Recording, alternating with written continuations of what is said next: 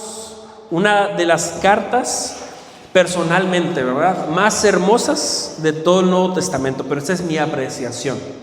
Y yo espero que para ustedes también sea una carta de mucha bendición. Y personalmente digo que es hermosa porque Pablo le escribe no a una iglesia perfecta, pero sí a una iglesia que tiene gran testimonio. Esta es posiblemente la carta más personal de Pablo hacia una iglesia, porque después le va a escribir a Timoteo una carta muy personal a Timoteo, pero en este caso es como a toda la iglesia.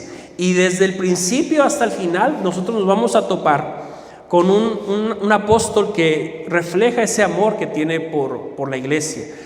Y no es que Pablo no amara a las otras iglesias, pero había una relación más personal con ellos, y ahorita vamos a descubrir el por qué. Pero esta iglesia, la iglesia de los filipenses, es una iglesia de gran testimonio que ha perdurado a lo largo de los siglos, ¿verdad? Hoy día estamos comenzando el estudio de esta carta, que va dirigida a una iglesia que fue de gran testimonio.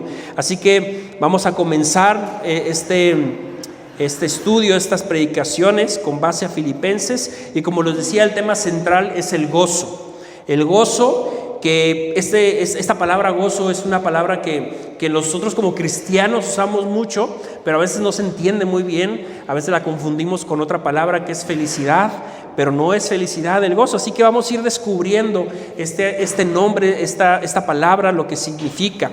Y este no es un tema menor en la vida de la iglesia, o no debe ser un tema menor, porque el gozo se desarrolla en la vida de creyentes maduros. Evidentemente, cualquiera puede experimentar en algún momento el gozo del Señor.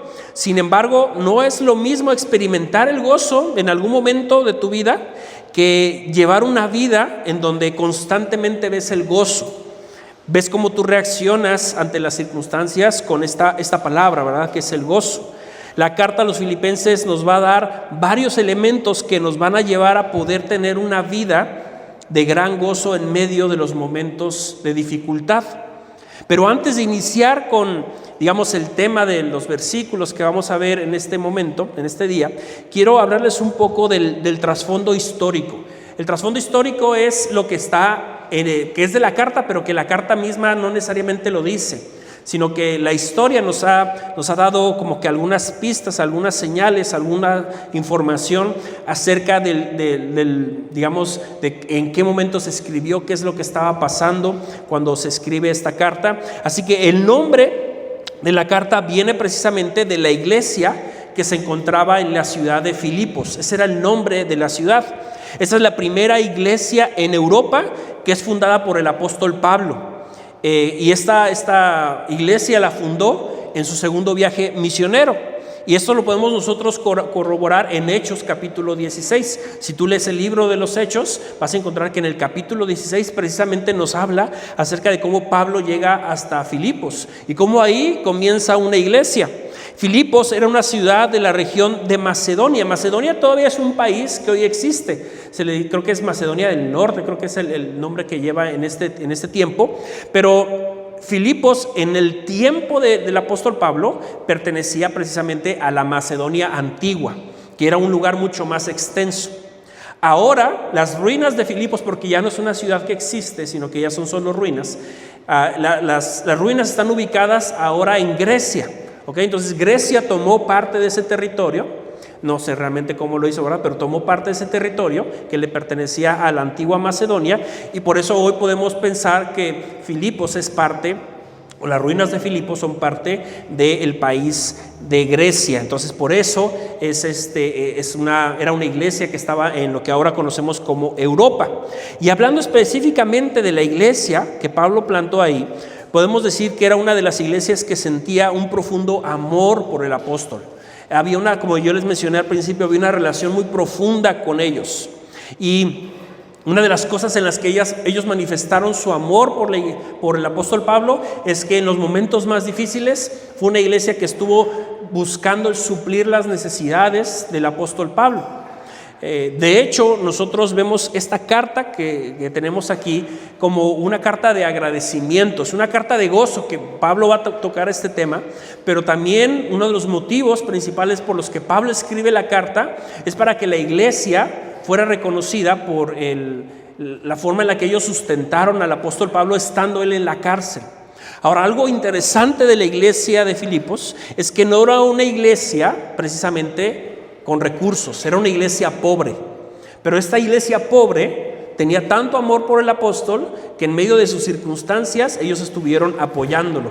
Eso lo vamos a ver ya más adelante, hasta el capítulo 4, pero era como parte del propósito por lo cual Pablo escribió la carta, para mostrarles su agradecimiento por la ayuda que ellos habían tenido. Así que era una iglesia muy importante para Pablo. Había un amor recíproco con esta iglesia. Y el tema de hoy, ya vamos a entrar a lo que corresponde en este momento. El tema de hoy es siervos de Cristo, santos en Él. Siervos de Cristo, santos en Él. Hoy no tengo una imagen, se me olvidó hacer la imagen, pero la voy a hacer para el video de YouTube. Pero el título es Siervos de Cristo, santos en Él.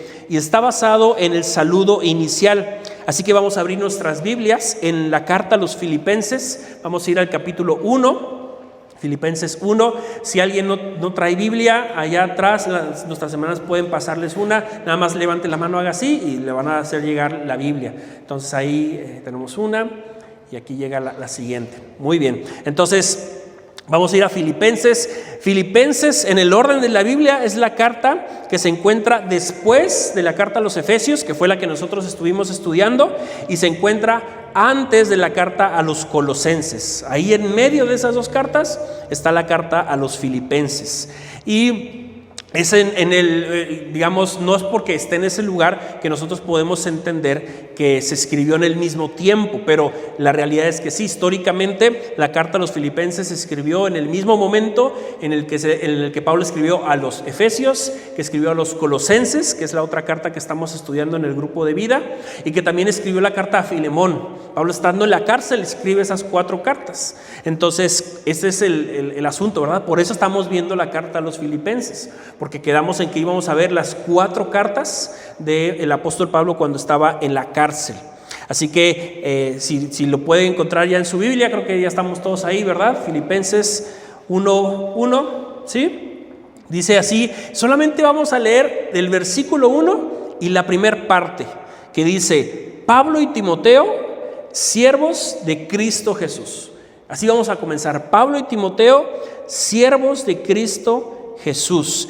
Y lo primero que nosotros vamos a hablar acerca de este tema de ser siervos de Cristo y santos en Él es precisamente este asunto de ser siervos de Cristo. El ser siervos de Cristo debe ser nuestra identidad. Hoy día se habla mucho de las identidades, ¿verdad? Y yo me identifico como, no voy a entrar en detalle de todas esas cosas porque no corresponde, ¿verdad? Sin embargo, la palabra identidad sí es importante como tal. Y cuando hablamos de nosotros como cristianos, debemos entender que Dios nos ha dado una identidad. Y esa identidad, aquí en este caso, es que somos siervos de Jesucristo. Pablo, así es como se presenta, y dice Pablo y Timoteo, siervos de Jesucristo. Esto es, digamos, aparte del tema que estamos desarrollando, es como una muestra de que Pablo escribió esta carta. Él mismo se está presentando a él. Esta es una carta que Pablo escribe, no así Timoteo, sino más bien Timoteo es quien lo estaba acompañando al apóstol Pablo. Así que Pablo es el nombre gentil de Saulo. Es posible que ustedes en algún momento hayan escuchado que Pablo tenía 2 nombres. No, tenía un solo nombre. Su nombre gentil, es decir, el nombre que utilizaba con los gentiles o con quienes no eran judíos era Pablo, pero su nombre hebreo es Saulo, ¿sí? Esa es la idea, es como Pedro, Peter, ¿no? Es como en México o en español soy Pedro, en inglés soy Peter. Entonces esa es la idea. En el ámbito gentil el nombre es Pablo y en el ámbito del judaísmo su nombre es realmente Saulo. En el libro de los Hechos, en el capítulo 9, vemos ese encuentro que tiene Pablo con el Señor Jesucristo. Pablo iba a perseguir la iglesia, iba a llevar a un grupo de cristianos, los iba a llevar para ser enjuiciados, y en el camino se topa con Jesús. Y Jesús le dice, Saulo, Saulo, ¿por qué me persigues? Eso es en el capítulo 9. Después, en medio de todo eso, aparecen otras historias, aparece el apóstol Pedro con un momento muy interesante, pero ya hasta el capítulo 13, cuando Pablo está comenzando su primer viaje a Chipre, es cuando en el mismo libro de los Hechos se le empieza a decir Pablo. Y básicamente en el mismo capítulo al principio dice Saulo, pero una vez que llega a Chipre se le empieza a decir Pablo en la misma carta de los Hechos. Y eso es algo bastante interesante, porque el mismo Pablo se adaptó a la circunstancia de la situación y al llamado que Dios le había dado. Pero Pablo no se presentó solo, sino que estaba acompañado, y su compañera Timoteo. Este joven se unió al apóstol Pablo en su segundo viaje misionero, que es precisamente donde se planta la iglesia de los filipenses. Pero lo interesante de Timoteo es que él había cambiado una vida cómoda, una vida familiar, por una vida de servicio total a Cristo. Y de ahí podemos entender este título que Pablo dice, que somos siervos de Jesucristo. Él no dice Pablo, siervo de Jesucristo, y mi compañero Timoteo, ¿verdad? Él dice Pablo y Timoteo, siervos de Jesucristo. Eso es lo que dice el apóstol Pablo ahí. Es de estos contextos en donde toma mucha importancia el título que Pablo se da y que le da a Timoteo. Dice que son siervos de Jesucristo. En lugar de referirse a su apostolado, porque Pablo tenía un título que el Señor Jesús mismo le había dado. Él le había dado este título de ser el apóstol. Sin embargo, Pablo va a mencionarse como un siervo, porque aunque la palabra siervo suena muy bonita, si nosotros lo vemos en el idioma original, es que de alguna manera la palabra cambia y se escucha mucho más dura, porque la palabra es doulos en griego. Ahora yo sé que doulos a nosotros no significa nada, ¿verdad? No suena a nada. Sin embargo, esta palabra traducida al español es esclavo. No es lo mismo considerarte un siervo a considerarte un esclavo, por lo menos en un asunto técnico de la forma en la que nosotros nos expresamos. No es lo mismo que yo le diga a alguien, hey, siervo de Dios, a decirle a alguien, hey, esclavo, ¿verdad que no? Luego como que la palabra esclavo nos tumba, nos manda muy abajo. La palabra siervo es como que alguien que es servicial, podría entenderse así. Pero Pablo no está utilizando la palabra siervo. Pablo está utilizando la palabra esclavo. En una cultura donde ser esclavo era símbolo de humillación, Pablo lo usa como un título de honor. Es decir, Pablo no va a hablarles a la iglesia con la autoridad que podría tener al ser él quien comenzó la iglesia. No les habla desde la autoridad que el Señor mismo le dio, el Señor Jesús, sino desde la sencillez y la humildad de alguien que se identifica como un esclavo de Jesucristo. En nuestro contexto tampoco podemos pensar que el título o la identidad de la esclavitud es algo que la mayoría de los seres humanos quisieran tener. No es como que te vas a sentir muy orgulloso de decir, yo soy un esclavo, ¿verdad? ¿Cuál es tu identidad? Yo me identifico como un esclavo. Pero cuando hablamos de la vida cristiana, es exactamente la identidad que nosotros debemos tener. La esclavitud a Cristo implica darle completamente nuestra vida para que Él haga con ella lo que Él quiera. Esa es la esclavitud verdadera. Darle a Cristo las llaves de nuestra vida para que Él entre y haga lo que Él quiera. No lo que nosotros deseamos, sino lo que Él quiera. Hay un asunto muy interesante porque a lo mejor diríamos, ¿qué tiene que ver la esclavitud con el tema general de la carta, que es el gozo? Y quiero que unamos este asunto de la esclavitud con el tema general de la carta, que es el gozo, porque hay una confusión con las dos palabras. Cuando hablamos de las dos palabras, normalmente la gente se confunde con esa definición. En el gozo, la gente como parte de la palabra la entiende como la felicidad. ¿Qué es tener gozo? Es tener felicidad. Pero el gozo, como parte del fruto del Espíritu, es la determinación de la persona de sentirse satisfecho, de sentirse contento a pesar de las situaciones, de sentirse pleno a pesar de las situaciones. Eso significa la palabra gozo. Es dar la gloria a Dios en medio de la tristeza o de la alegría. Es decir, que el gozo no necesariamente se vive cuando las cosas están bien. La alegría sí. ¿Estás alegre? ¿Por qué? Porque las cosas están bien, porque todo ha salido bien. Estoy feliz porque, no sé, va a ser mi cumpleaños y voy a recibir regalos. Eso es normal, ¿verdad? No vas a estar triste porque va a ser tu cumpleaños y ni modo vas a recibir regalos. No, vas a estar triste si va a ser tu cumpleaños y nadie te da nada. A lo mejor, ¿verdad? Entonces, esa es la diferencia. La felicidad es un sentimiento que viene y va y que depende de las circunstancias. Sin embargo, el gozo es la estabilidad emocional de decir estoy bien a pesar de la circunstancia. Estoy tranquilo, estoy a gusto, estoy contento, estoy satisfecho con lo que tengo, aunque en mi circunstancia no va nada bien. Y por su parte, la confusión que tienen algunos cristianos referente a la palabra esclavitud es que se cree que ser esclavo de Cristo es más un ideal que una realidad. Sí, es como, sí, bueno, Pablo lo decía, ¿verdad? Pero no necesariamente estaba hablando de una esclavitud, estaba hablando de estar dispuesto a servir, ¿no? Y es un ideal, es una palabra fuerte para que, como que se van enredando en una definición que la realidad es que no es así. Cuando uno pone su fe en Cristo, no solamente es un asunto de creer que Jesús es el Salvador, es también ponerlo como Cristo, digamos, en el sentido de que Él es mi Señor. Él es mi Señor. La palabra Señor no lo usamos en un sentido de respeto, como lo llamaríamos a un hombre que es adulto. Oiga, Señor. Cuando hablamos aquí de Dios como Señor, es que Él es el amo de todo. Y yo lo estoy reconociendo como el amo de todas las cosas. ¿Y qué es lo que los amos tienen? Esclavos. Eso es lo que los amos tienen, esclavos. Así que esta es una realidad, tu identidad. Una vez que tú pusiste tu fe en Cristo, ahora eres un esclavo del Señor Jesús. Pero tu identidad debe ir de la mano con tu forma de vivir, con tu estilo de vida.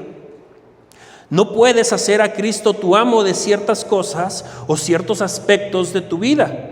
Jesús no es solo el Señor de tus domingos de 10 a 12, ¿verdad? O de 10 a 11:30. Que ya a las 11:30 ya se tardó el pastor, ¿verdad? Ya córtele la hora.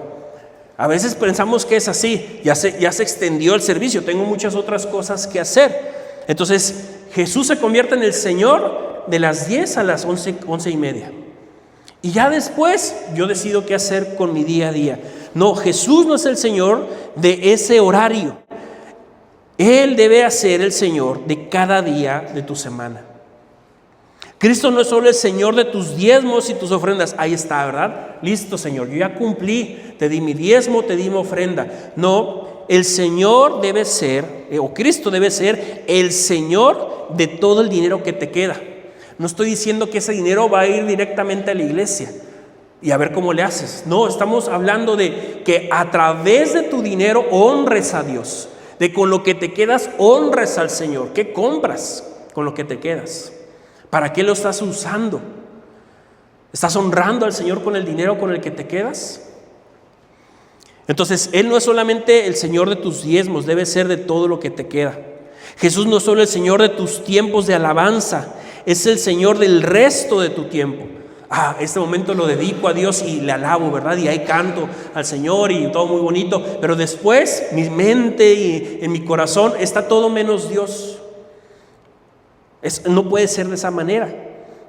El Señor Jesús no es solamente el Señor de tus relaciones en la iglesia, ¿verdad? Porque aquí es muy fácil tratar bien a la gente, llevarnos bien entre todos nosotros. Él debe ser el Señor de todas tus relaciones, incluso las más personales. Él debe ser el Señor de tu relación con tu pareja, con tu esposo, con tu esposa. Él debe ser el Señor de tu relación con tus hijos, con tus papás, con la novia, con el novio. Él debe ser el Señor de esas relaciones. Eso es identificarte como un verdadero esclavo de Jesucristo. Jesús no es solo el Señor de tus necesidades. Es que yo confío en Dios y pongo mis necesidades en sus manos. No, Él debe ser el Señor de incluso tus deseos y de tus anhelos, no solo tus necesidades.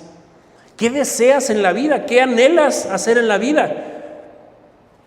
A lo mejor lo tienes muy en claro. La pregunta es, ¿el Señor Jesús es el Señor de ese anhelo tuyo? ¿Él te puso ese anhelo, ese deseo en tu vida? ¿O eres tú? ¿O eres tú quien lo está haciendo?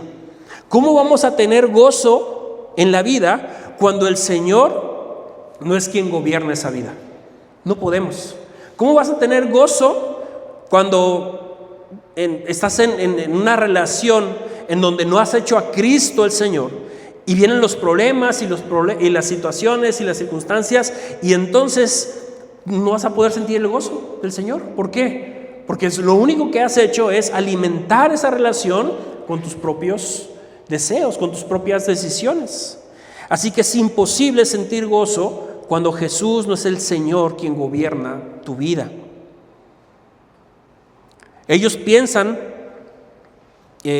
hablando de la gente que se decepciona cuando va a la iglesia y ve que Cristo no hace lo que ellos piden. Ellos piensan que Cristo está para que Él cumpla las demandas, pero la realidad es que esto es todo lo contrario. Estamos aquí nosotros para cumplir las demandas de Cristo, y eso trae momentos de dificultad, y pasaremos por esos momentos, pero lo haremos con gozo, porque nuestro corazón estará enfocado en Cristo. ¿Estás dispuesto a vivir como un esclavo de Cristo? Esa es la pregunta real. ¿Estás dispuesto a hacerlo Él, el Señor, y tú ser su esclavo? Esa es la pregunta que honestamente tenemos que responder cada día de nuestra vida.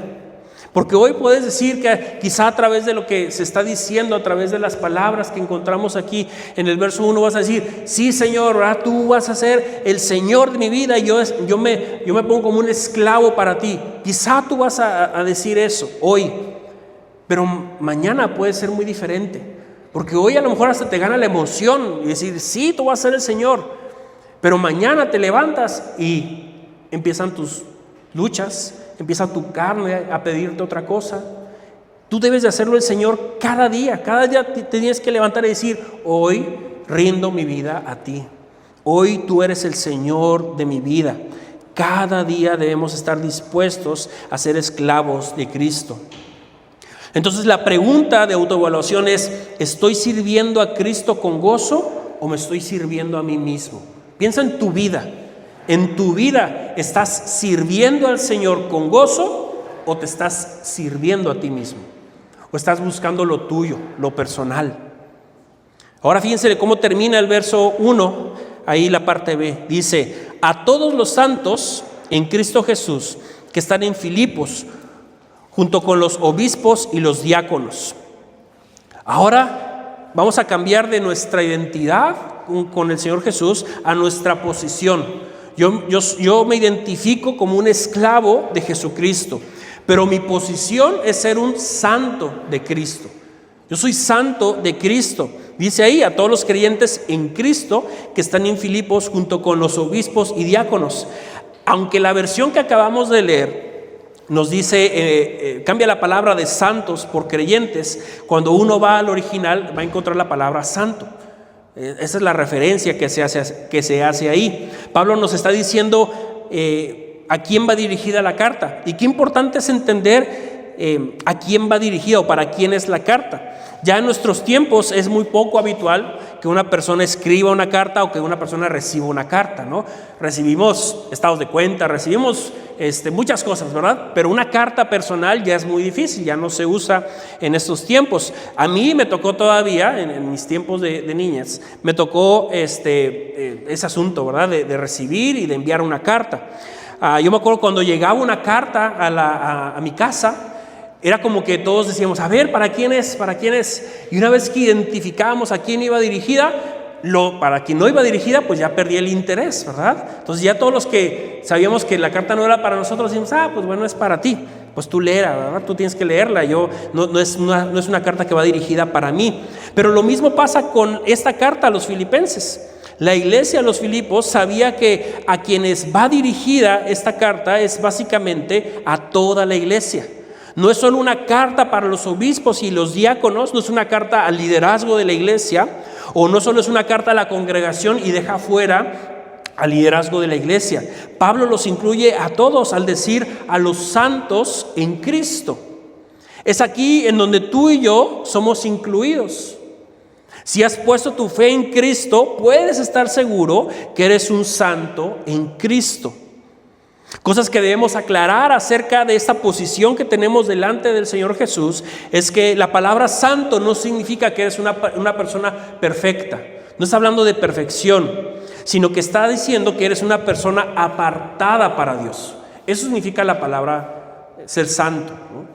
Ahora, eso no nos quita nuestra responsabilidad de buscar la santidad, de buscar una vida perfecta.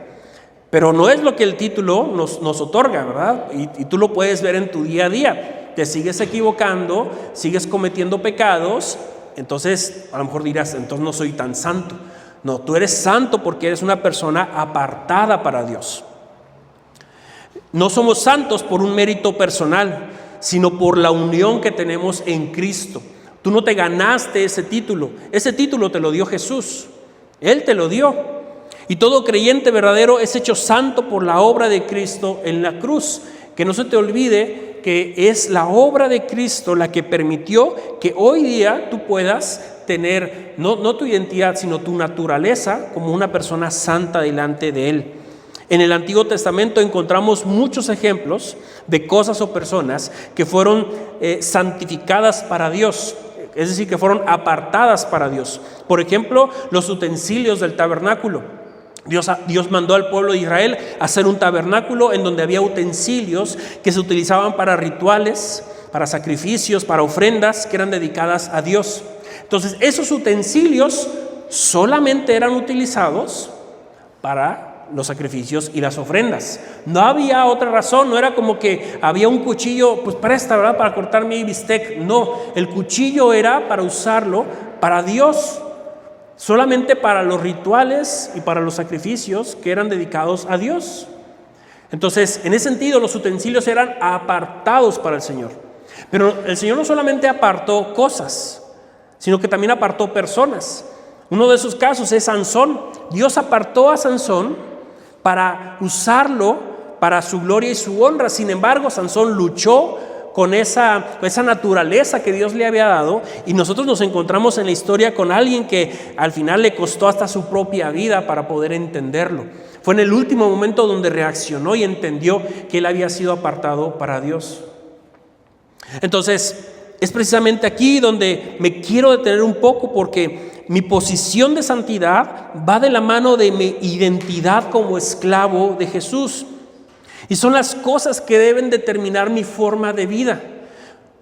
Fíjense lo que dice Pablo en Gálatas 2:20. Con Cristo estoy juntamente crucificado, y ya no vivo yo, mas vive Cristo en mí. Y lo que ahora vivo en la carne, lo vivo en la fe del Hijo de Dios, el cual me amó y se entregó a sí mismo por mí. Dice Pablo, ya no vivo yo. Esa es la esclavitud real. Esa es la santidad verdadera. Cuando entiendes que ya no debes de vivir tú. Y son palabras muy fuertes, porque van directamente a chocar con nuestra propia persona. ¿No es cierto? Que el entender que ya no vives tú, que ya no debes de vivir tú, sino que Cristo debe de vivir, no choca con tus emociones, con tus sentimientos, con tu ego mismo. Porque la pregunta sería, ¿cómo que ya no vivo yo? ¿Cómo que no se trata de mí? Esto es una exageración. A lo mejor alguien incluso está pensando, debo tener cuidado con esta iglesia, porque parece que son fanáticos. O por lo menos el pastor Mario está manifestando como que es un fanático, ¿verdad? Es un religioso. Y son posibles estos pensamientos en medio de un corazón y de una mente que no ha entendido qué es la esclavitud en Cristo, que no ha entendido qué es la santidad en Jesús. Que Juan el Bautista dijo, es necesario que yo mengüe, que yo vaya desapareciendo y que Él vaya creciendo. Es Cristo quien tiene que vivir a través de mí. Yo fui apartado para Dios, para que Cristo cumpla su plan, no el mío. Sus sueños, no los míos, su voluntad, no la mía. De repente aparecen hombres y mujeres diciendo que Dios sanará, que Dios no permitirá el sufrimiento, que Dios cumplirá sus deseos. Y muchos creen que estos son verdaderos hombres de fe o verdaderas mujeres de fe. Sabe que los verdaderos hombres y mujeres de fe eran aquellos que entregaban sus decisiones, sus sueños y sus deseos a Dios para que Él hiciera con ellos lo que le placiera. Esa es la verdadera fe. Es cuando sabes que Dios te quiere usar, no sabes cómo, tú quieres esto para tu vida y ves que Dios te está guiando para otro lado. Se necesita fe para dar el paso hacia Dios. Porque en nuestra mente, en nuestro corazón pensamos que esto es lo seguro, lo que yo ya tengo planeado, lo que yo ya diseñé para mi vida. Pero es como un bebé que piensa y tiene ideas, ¿verdad? De lo que es la vida, de lo que debe hacer, de caminar por aquí parece seguro, de muchas cosas. Pero siempre detrás de un bebé, ¿quién está? Un padre que sabe lo que realmente el bebé necesita. A veces nos portamos nosotros así, como bebés que queremos hacer nuestra propia voluntad pensando que esto es lo mejor para nosotros. Pero nuestro Padre nos dice, no, esto es lo mejor para ti. Esa es la verdadera vida. Y cuando tú das ese paso hacia allá, estás mostrando la verdadera fe. La verdadera fe no es aquella cuando tú dices, sí, Dios me va a sanar de esta enfermedad y tengo toda la fe puesta en el Señor. Pues no confías en que el Señor hará su voluntad y que a veces su voluntad puede ser no sanarte. Y que eso es lo mejor para ti. Esa es la verdadera fe. Esa es la fe que nosotros deberíamos estar buscando, queriendo alcanzar. ¿Tiene usted esa fe en Cristo? ¿Ha confiado plenamente en el Señor? Deje de luchar contra la voluntad de Dios y permita que Él lo use a usted como un instrumento que ha sido apartado para la gloria del Señor. Como lo vemos de una forma práctica, ser santos no es un título religioso, sino una forma de vida. Estás apartado para servirle al Señor. La iglesia de hoy debería estar entregando su vida que pidiendo cosas. Esa debería ser la estrategia de la iglesia. En vez de estar pidiendo y pidiendo cosas, deberíamos estar entregando nuestra vida. Aquí no es un asunto de recibir, es un asunto de dar. Cuando somos esclavos es un asunto de dar al Señor. Porque es la vida nuestra, ahora le pertenece a Él. Una pregunta que podríamos hacernos: ¿estoy viviendo como alguien apartado para Dios o como alguien que está mezclado con el mundo? Yo, siendo un utensilio de Dios, ¿estoy siendo utilizado en el mundo o estoy siendo utilizado para Dios? Mi vida, mis talentos, mi tiempo, mi esfuerzo, mi dinero, mi dedicación, mi familia, ¿a quién están sirviendo? ¿A qué Señor estamos sirviendo? ¿Al mundo o a Dios? Y aunque pudiera parecer que esto implica un gran riesgo en nuestra vida, el verso 2 nos dice todo lo contrario. Fíjense lo que dice el verso 2. Que Dios nuestro Padre y el Señor Jesucristo les concedan gracia y paz. Esta es nuestra bendición. Esta es la bendición del esclavo y del santo de Dios. La gracia y la paz del Señor. Dice ahí que Dios nuestro Padre, el Señor Jesucristo, nos conceda gracia y paz. Pablo comienza todas sus cartas con esta frase, pero no es una formalidad, no es un asunto de un saludo simplemente cultural, que sí tiene de eso, ¿verdad? Porque cuando nosotros pensamos en el saludo romano era la gracia, ¿no? La gracia, esa era la forma en la que se saludaban. La forma en la que se saludaban los judíos era por la paz, el shalom. Esos eran los saludos que se utilizaban. Lo único que nos está reflejando estos saludos en el asunto cordial es que en la iglesia había tanto judíos como gentiles. Por eso el doble saludo, gracia y paz. Pero esto es más que un saludo, es la pura teología aquí. La gracia es el favor inmerecido de Dios. Eso es lo que significa la gracia. Es un favor que tú no mereces de Dios, pero que Dios te lo ha dado. Y la paz es el resultado de haber recibido la gracia. Ambas vienen de Dios Padre y del Señor Jesucristo. La gracia es el origen de la vida cristiana. La salvación, el servicio y la comunión comienzan con la gracia de Dios. Todo lo que somos y tenemos procede de la gracia del Señor. Fíjense lo que dice Pablo en 1 Corintios 15:10. Pero por la gracia de Dios soy lo que soy. Y la gracia que Él me concedió no se quedó sin fruto. Ha trabajado con más tesón que todos ellos. aunque no yo, sino la gracia de Dios que está conmigo. Fíjense cómo el mismo apóstol Pablo decía, la gracia de Dios, por la gracia de Dios soy lo que soy. Era tan importante para él la gracia que él sabía que es por esa gracia que él era el apóstol Pablo, que él era un siervo de Dios. Y la paz es el fruto que viene de parte de la gracia.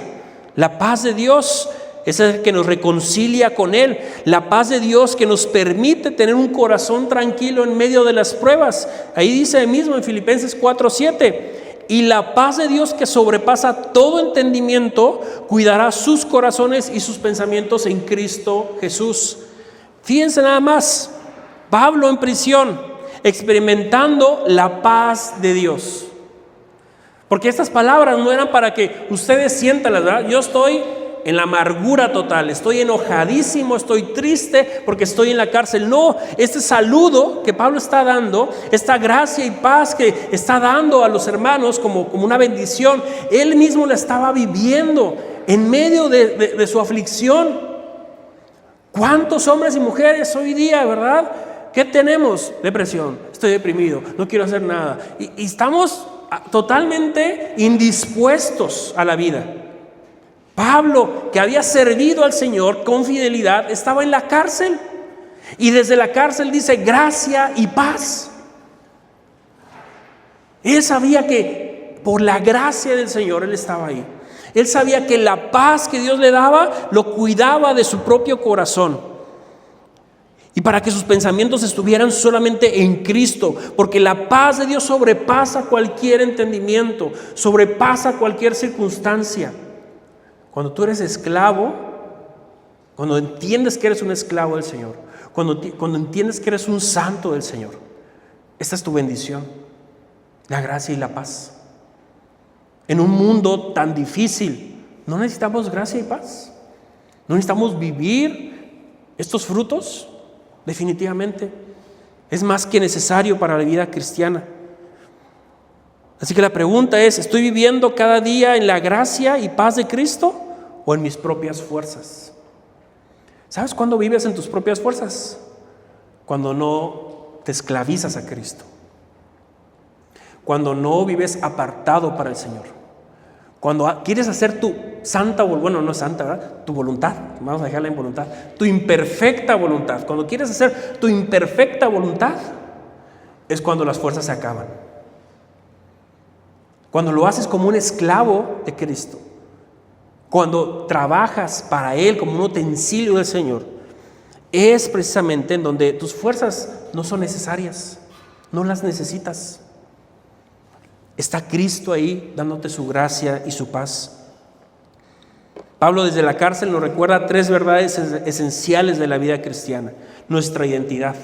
Somos esclavos de Cristo. No somos dueños de nuestra vida. Nuestra posición.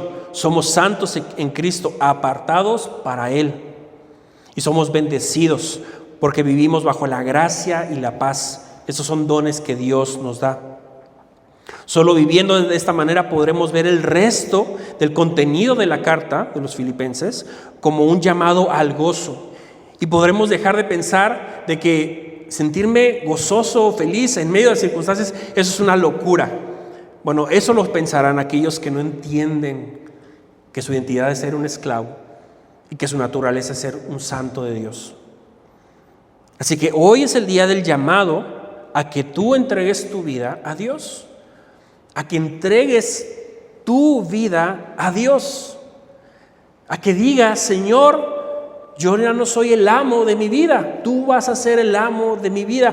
Hoy es el día que tú puedes entregar tu vida al Señor para que puedas disfrutar de la gracia y de la paz que solamente vienen a través de tu relación personal con Cristo. Como les digo, esta carta es la carta del gozo. Dice al final, en el capítulo 4, verso 4, alégrense siempre en el Señor. Insisto, alégrense. ¿Quién puede alegrarse siempre? Los esclavos de Cristo, los santos del Señor. Esa es tu identidad, esa es tu naturaleza. Tienes que vivir de esa manera. Dios nos está llevando a vivir de esa manera. Y ese es el momento de entregar esto al Señor. Así que vamos a ponernos de pie y vamos a orar para finalizar. Pero ore con ese corazón que está dispuesto a entregarlo todo a nuestro Señor. Amén. Oramos. Gracias, Señor, te damos por tan solo estos 2 versículos que el día de hoy hemos visto. Porque tu palabra es tan profunda, tan poderosa, tiene tanto significado, Señor, que en solo 2 versículos personalmente, Señor, me has exhortado, me has llamado, Señor, me has mostrado que en ocasiones no vivo como un esclavo tuyo, que en ocasiones dedico mi vida a cosas que no tienen que ver contigo, o peor aún, a cosas que ni siquiera te agradan a ti, Señor. Te pido perdón por desperdiciar mi vida, Señor, en cosas que no te agradan a ti. Ayúdame a entender que esta esclavitud hacia ti no debe verse como algo negativo, Señor, sino como lo mejor que me puede pasar en mi vida. Que tú seas mi amo, Señor, es lo mejor que me puede pasar a mí. Señor, he sido apartado para tu honra y para tu gloria. Ayúdame a vivir, Señor, como ese instrumento tuyo, ese instrumento que ha sido santificado para tu servicio, Señor. Que mis dones, mis talentos, que aquellas cosas que tengo a mi alrededor, que puedo usar, Señor, que todo lo use para ti, Señor, para tu gloria y para tu honra. Que mi vida dé testimonio, Señor, de que no hay otra identidad en mí que no seas tú.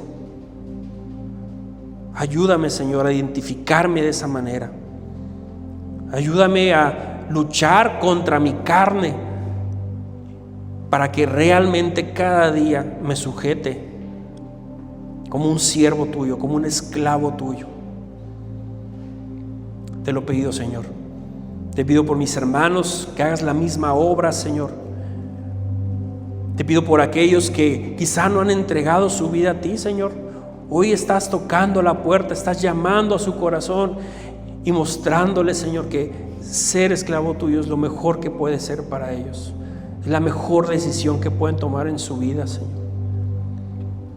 Ayúdanos a todos a manifestar, no solamente a decir que somos esclavos, sino vivir como esclavos tuyos, mi Dios. Que esta iglesia se caracterice por eso.